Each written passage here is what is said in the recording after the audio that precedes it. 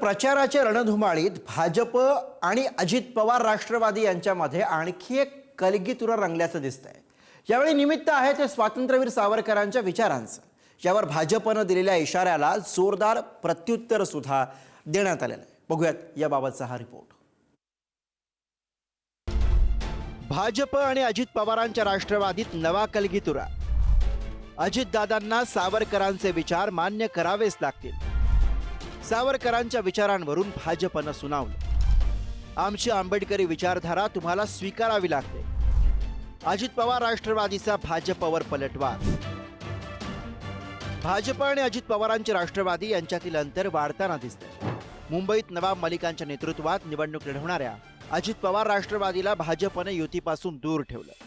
मुंबईत हिंदुत्वाच्या मुद्द्यावर भाजप आणि शिंदे शिवसेना युती ही महापालिकेच्या रिंगणात उतरली।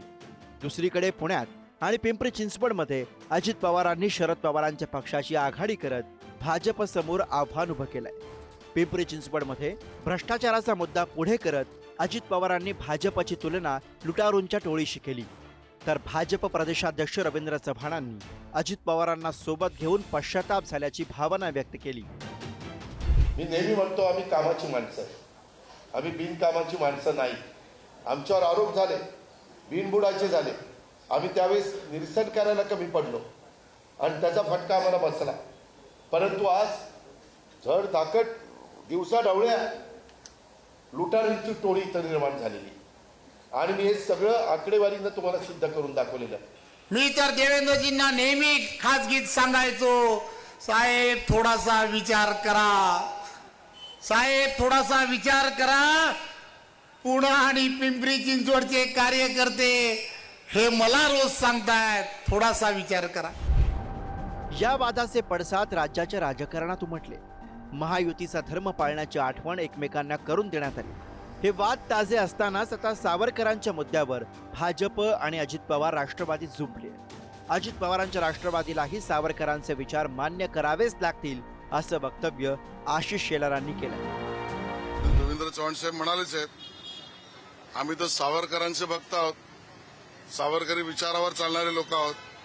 त्यामुळे त्या ठिकाणी अजित पवारांच्या पक्षाला सुद्धा सावरकरांचे विचार मान्य करावेच लागतील आणि ते विचार आमचे असे आहेत, याल तर तुमच्या बरोबर, न याल तर तुमच्या विना आणि विरोधात शिरलात तर तुमच्या विरोधात आम्ही आमचं काम करू। सावरकरांचे, वीर सावरकरांचे विचार हे अजितदादांनी त्याचा विरोध करण्याचं कारण नाही, त्यांनी कधी केलंही नाही। म्हणजे मला माहिती नाही त्यांनी केलं असेल तर, आजपर्यंत तरी मी बघितलं नाही।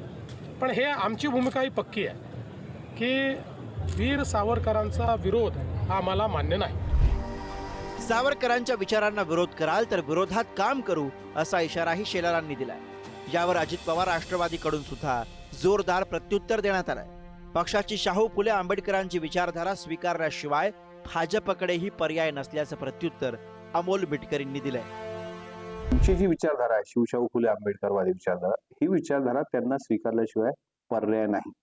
आम्ही धमकी देत नाही, आम्ही त्यांना प्रामाणिकपणे मैत्रीपूर्वक सल्ला देतोय आणि महानगरपालिकेच्या पार्श्वभूमीवर उगाच असा वाद उखडून काढण्यात त्यांना काय स्वारस्य आहे हे मला असं वाटते त्यांच्या स्वतःला त्यांनी मनाला प्रश्न विचारायला पाहिजे। तुम्हाला विकासाचं काही पडलेलं नाही। मी महानगर तुम्हाला कुठून तरी काहीतरी आमच्यात अंतर कसं वाढेल अशा प्रकारचे प्रश्न विचारून तुम्ही त्याला एक हे देण्याचा प्रयत्न करताय। मला आता फक्त महानगरपालिका, मी ज्या महानगरपालिकेमध्ये जाईल त्याचबद्दल मी प्रश्नाचं उत्तर देईन। इतर तुम्ही प्रश्न विचारले तर त्याला नो कॉमेंट्स।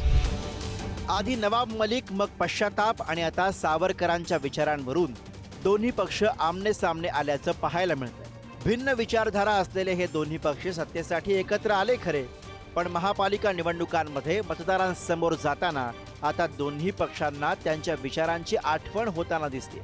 आता या विचारांच्या वादाचा महायुतीवर परिणाम होणार नाही असं सांगण्यात येत असलं तरी दोन्ही पक्षातील अंतर मात्र दिवसेंदिवस वाढत चाललं, इतकं मात्र खरंय।